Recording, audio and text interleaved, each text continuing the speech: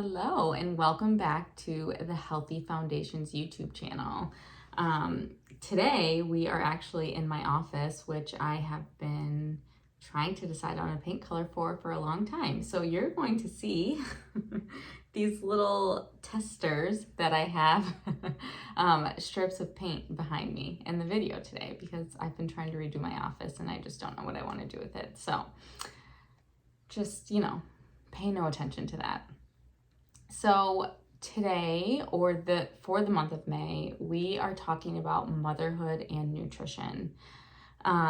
We want to show love and support to all of the mamas, all the mother figures, all of the caretakers. We just want to show you guys some love and really provide you with some support and maybe some ideas that you can implement into your life to support your body and your health and your hormones in the best way that you can. So while I was preparing for this video, I was like, I'm just gonna see what's out there for support for moms. And I decided to just go online and type in motherhood and nutrition and just see what comes up. And so I did that, and everything that came up was all about the kids, or there were a few things about like what to do while you're pregnant, but it was all about how to feed your kids, how what you're eating while pregnant is affecting them, and how to best create good habits for nutritional habits for your kids, starting from an early age, and everything that just had to do with how to serve your kids in the best way, which of course is really important, and I take that very seriously. But I was just so shocked and really just saddened by the lack of support that there were for the mothers ourselves. Like, there was nothing about how to support yourself through motherhood and how to really just make sure that you're setting yourself up for success every day and giving your body what it needs, which is just absolutely crazy because your foundation and how you're supporting yourself is a huge influence on your kids, but it's also a huge influence on just your capacity for stress in motherhood, your mental health, your ability to actually enjoy motherhood. Your nutrition is just paramount in those things. So it was crazy to me, and made me sad that there really wasn't much information popping up about how to best support yourself during motherhood, because motherhood is wonderful and it's great and it is the best time, can be the best time of your life, but it is also very stressful. And I think women feel a lot of shame for feeling that. And then that, of course, just adds to the stress, and we don't talk about it or say anything about it. So I want to start out by just acknowledging that, yes, motherhood is very, very stressful, and it is also very great. So it's that yes, and it's not either or. Both of those things can exist at the same times, and they do, obviously.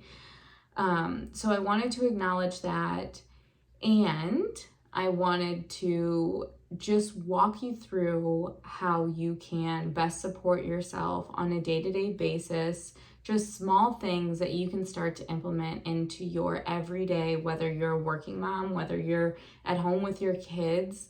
These tips and tools that I'm going to give to you will support you either way, and I think they can be really, really helpful in, like I said, expanding your capacity for stress. So maybe the really stressful times won't feel as stressful because you're more resourced and your body has more of what it needs to carry you through those stressful times and to really be able to support you in the way that you need it to.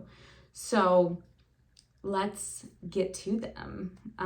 Okay, so the first thing I want to talk about, and the thing that I'm still always so shocked about when I talk with clients, is we need to be, especially if you are still getting your period monthly, if you are still a cycling woman, we should be eating breakfast within 30 to 90 minutes of waking, hopefully closer to that like 30 to 60-minute mark. What happens when we wake up in the morning is our cortisol, which is our stress hormone, our cortisol levels start rising, which is normal, and it should. They are supposed to do that. I'm not saying cortisol is a bad thing. Cortisol is not a dirty word. We need cortisol, right? But what happens is our stress hormones can start to rise higher than they need to on a consistent basis if we're not eating breakfast, and especially if we are waking up and the first thing we're reaching for is coffee. While being a mother of a toddler and an infant, I deeply understand that instinct of reaching for coffee first thing in the morning. I totally understand that, and I'm not saying that you can't have coffee, but to support your body a little bit better, what you could do is have a protein-rich breakfast first. And what that is going to do is that's going to help stabilize your blood sugar and stabilize your stress hormones. So coffee wakes us up because it does impact our nervous system.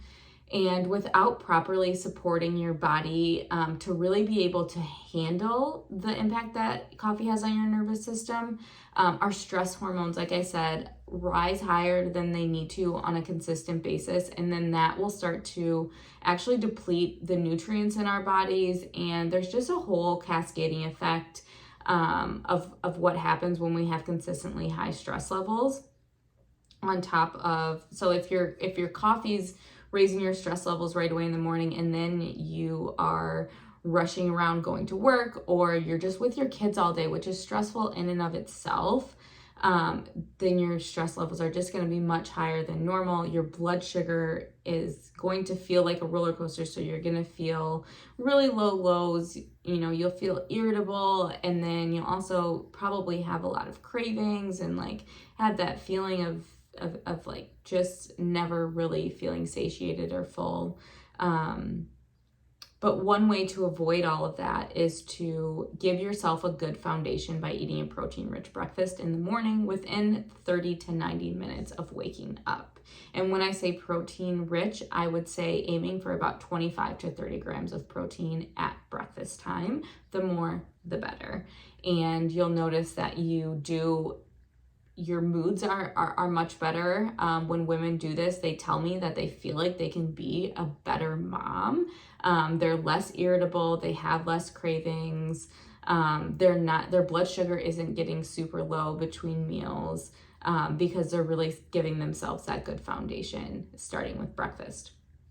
So that is my first tip. Breakfast within 30 to 60 minutes of waking, 25 to 30 grams of protein at breakfast. And that in and of itself can make a huge difference on your life overall.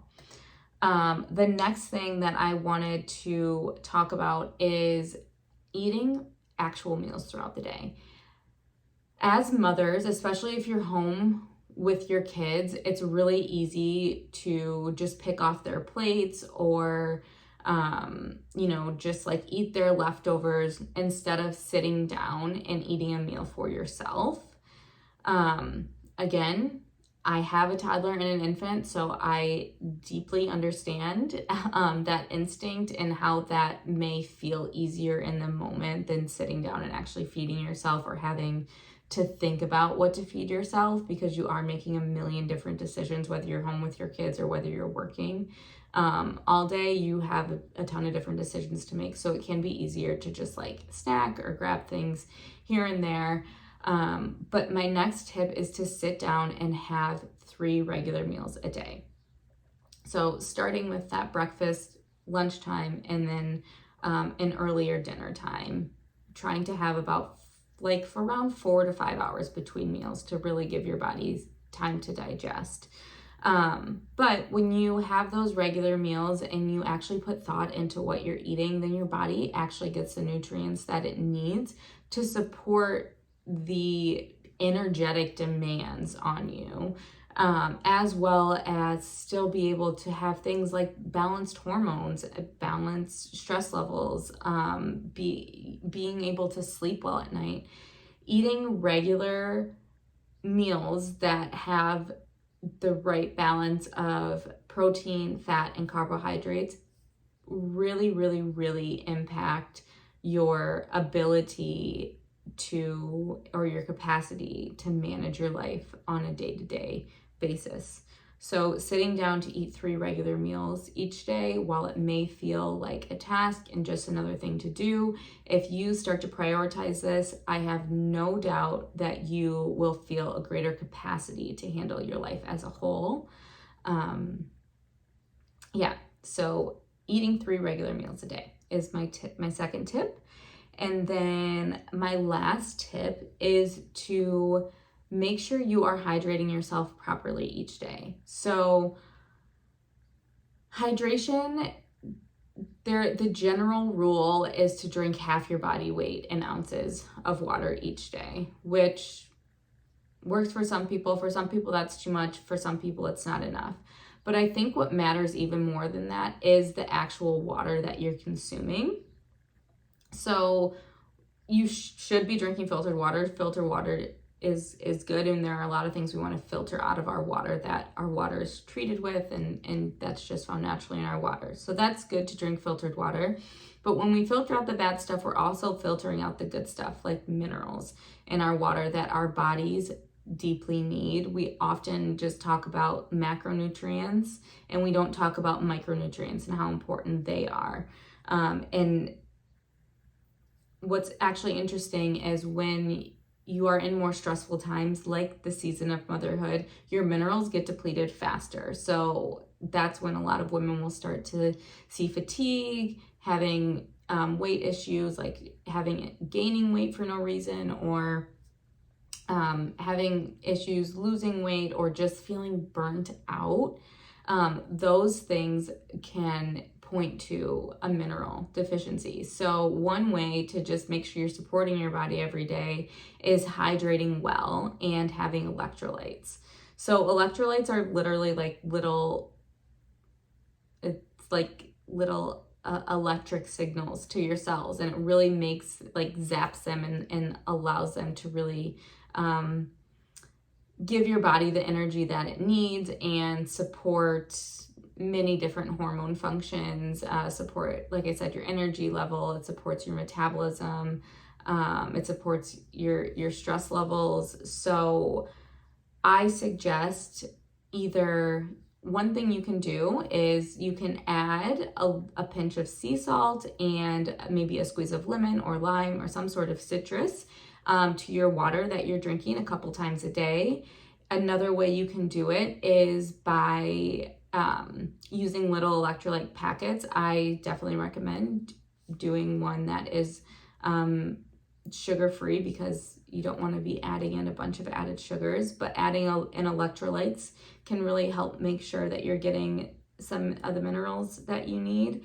And then also there's something called trace minerals that you can get to add to your water as well. But that can be really supportive during this season of motherhood as well. So those are 3 tips that I think can be really, really helpful for moms and to support their capacity for stress and just support themselves to get the nutrients that they need on a day-to-day basis. There are a lot more, but you can find these 3 tips plus 7 more, my top 10 tips for motherhood, at the link below if you are interested in learning a little bit more. I hope that you can take at least one of these tips and apply it to your life and really start to see a difference in your energy levels and, like I said, your capacity for stress, or just feeling less irritable and being able to just feel a little bit more joy and energy each day, which can make such a huge difference when we are in the season of motherhood.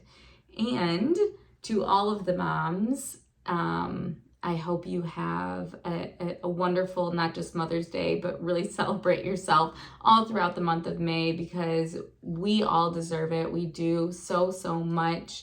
And I hope that you have the support that you need and you get the support that you need. And if you are looking for additional support, I am certainly always here for you. Yeah, until next time. Bye.